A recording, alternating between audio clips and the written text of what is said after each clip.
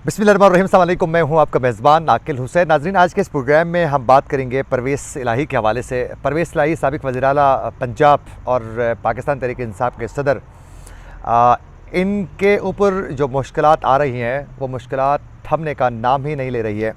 एक और मुसीबत उनके गले पड़ चुकी है आज, और आज बहुत ज़्यादा दिल बर्दाश्त होकर उन्होंने एक बयान भी वो दे चुके हैं, और लंबी सांसों के साथ उन्होंने ये बयान दिया है, और उनकी मुश्किलात कम नहीं हो रही है। और आप सब बखूबी आगाह हैं मुश्किलात कम क्यों नहीं हो रही है, क्या वजह है, और कब तक ये मुश्किलात कम नहीं हो सकती हैं, ये मुझे बताने की ज़रूरत नहीं है। ये आप मुझसे बहुत बेहतर तरीके से जानते हैं। नाज़रीन, अभी तक आप लोगों ने अगर हमारे चैनल को सब्सक्राइब नहीं किया है तो हमारे चैनल को ज़रूर सब्सक्राइब करें और बेल आइकन लाजमी दबाएं, ताकि इस तरह के जो प्रोग्राम्स होते हैं, जो अपडेट्स होती हैं, जो हम आप तक पहुंचाना चाहते हैं हर रोज़ बर वक्त, ताकि वो बर वक्त आप तक पहुंच सकें। नाज़रीन, सबसे पहले आप लोगों को केस के हवाले से मैं बताऊंगा कि केस कौन सा है, आज नई क्या मुसीबत उनके गले पड़ी है। उसके बाद हम आप लोगों को उनका बयान भी सुनाएंगे, जो उन्होंने बहुत ज़्यादा अफसरदा दिल के साथ, शिकस्ता दिल के साथ उन्होंने जो बयान दिया है वो भी बताएंगे, और आगे इनके साथ क्या होने वाला है, कुछ ज़राए से ख़बरें हैं वो भी बताएंगे। नाज़रीन, सबसे पहले आप लोगों को बताते चलें कि आज पंजाब असेंबली में गैर कानूनी भर्तियों के केस में अदालत ने महफूज फ़ैसला सुनाते हुए परवेज़ इलाही की जिस्मानी रिमांड में 2 रोज़ की मज़ीद तोसी कर दी है।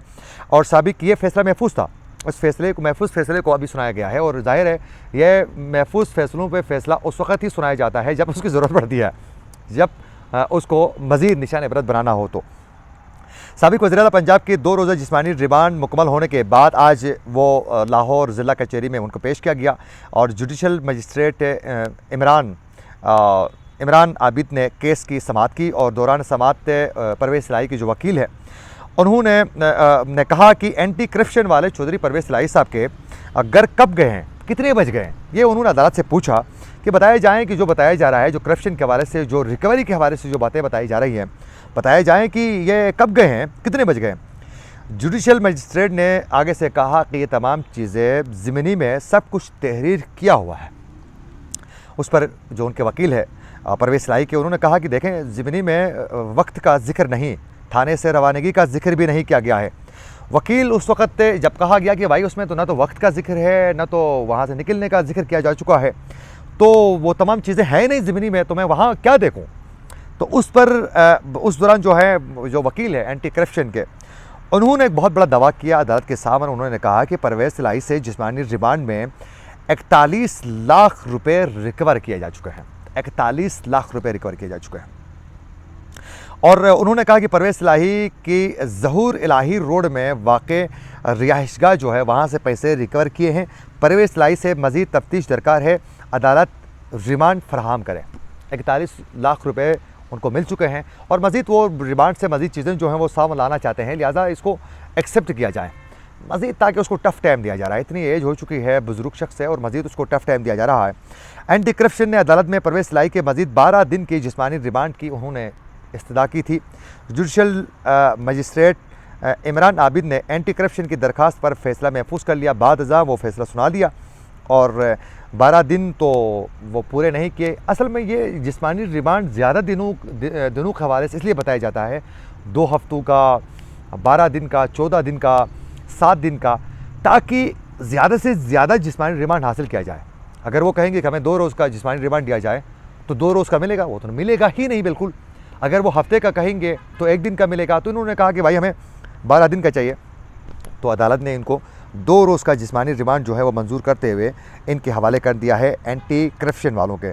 और परवेज़ इलाही के ख़िलाफ़ एंटी करप्शन ने पंजाब असेंबली में जो गैर कानूनी भर्तियाँ हो चुकी है उसके हवाले से केस है। इसमें बहुत से लोगों का ये कहना है कि परवेज़ इलाही ने पंजाब असेंबली में जब वो वज़ीर-ए-आला थे, तो अभी तहरीक-ए-इंसाफ़ के दौर हुकूमत के वक़्त भी, उससे पहले भी वो पंजाब असेंबली में कई अपने इलाके के, गुजरात के बिलखुसूस लोगों को वो अपॉइंट कर चुके हैं। ये उनके बारे में ये इतलात हैं, ये उनके बारे में ज़राए की बातें हैं, गैर मुसद्दक़ा हैं, मतलब कंफर्म नहीं है, इस तरह बताया जाता है। ये केस भी उसी पर ही उनके ऊपर बन चुका है।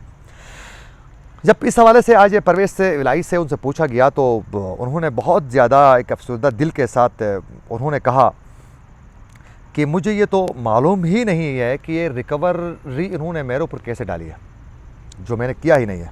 और फिर परवेज़ इलाही ने कहा कि मैंने अपनी पूरी ज़िंदगी अल्लाह के रज़ा के खातिर, मैंने लोगों की फ़लाह व बहबूद के लिए मैंने काम किया है। मैंने तो लोगों की खिदमत की है।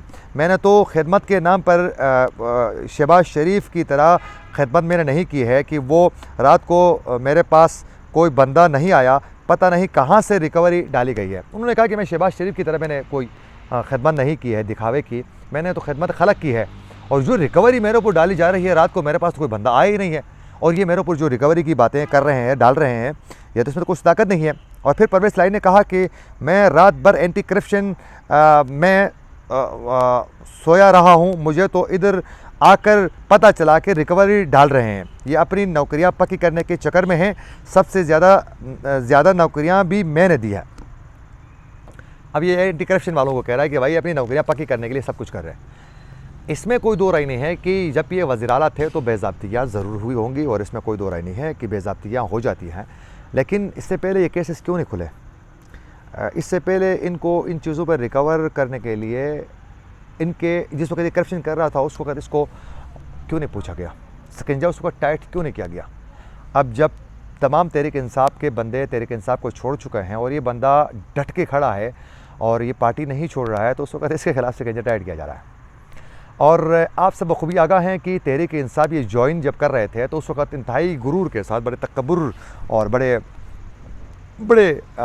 एग्रेसिव अंदाज में तहरीक इंसाफ के साबिका रहनुमा जो फवाद चौधरी साहब थे, उन्होंने बड़े कहा था, देखिए जी तहरीक इंसाफ में तो एक इमरान खान है जिसकी सुनी जाती है और वहीं सब कुछ है, किसी का पार्टी ज्वाइन करना किसी का छोड़ना कोई फ़र्क नहीं पड़ता है। और फिर उन्होंने परवेज़ इलाही को और दो लोगों के बारे में बड़ी बातें आम की जा रही थी तहरीक इंसाफ के रहनुमाओं की जानिब से, एक परवेज़ इलाही और दूसरा शाह महमूद कुरैशी के हवाले से, कि ये दोनों पार्टी के अंदर अपने मुफादात के लिए आ चुके हैं, वो पार्टी पे हाईजैक करना चाहते हैं और ये किसी वक्त भी पार्टी को छोड़ भी सकते हैं और ये एहलकारी भी कर सकते हैं। ये जो लोग बातें कर रहे थे वो सबसे पहले पाकिस्तान तहरीक इंसाफ को छोड़ने में उन्होंने कोई कसर नहीं छोड़ी, और छोड़ा ही नहीं, उनमें से कई सुल्तानी गवाह भी बन चुके हैं। अंदाज़ा करें फवाद चौधरी के हवाले से तो आप सब बखूबी आगाह है, कैसे अदालत के सामने गिरफ्तारी के डर से वो कैसे हाँकते हुए भाग रहे थे, आप बखूबी आगाह है। तो आज वो पार्टी के साथ स्टैंड लिया हुआ है और वो खान के मौक़िफ़ के साथ डट के खड़े हैं। परवेज़ इलाही तो लेकिन लाख इख्तिलाफ़ात सही, लेकिन अपने पार्टी के लीडर के, अपने पार्टी के कायद के साथ वो इस वक्त कम से कम वो मुश्किलात का सामना कर रहे हैं। तो ये मुश्किलात उस वक्त तक कम नहीं होंगी जब तक वो अपने पुराने रूप बनाए। पुराने रूप में मतलब जिस वक्त काब लीग के बारे में ये बड़ा नैरेटिव आम था कि काब लीग हमेशा इस्टेब्लिशमेंट के लिए एक राह हमार करने वाली पार्टी है और उनके लिए हमेशा एहलकारी वो कर चुकी है काब लीग के बारे में, और इनके हवाले से परवेज़ इलाही के हवाले से और इनके भाई के हवाले से ये बातें बड़ी आम थी। तो उसी जब तक उस डिगर में जब तक ये नहीं जाते हैं उस वक्त के बचने के चांस भी नहीं है। इसी के साथ अपने मेज़बान आकिल हुसैन को दीजिए इजाज़त। अल्लाह ने के बाद।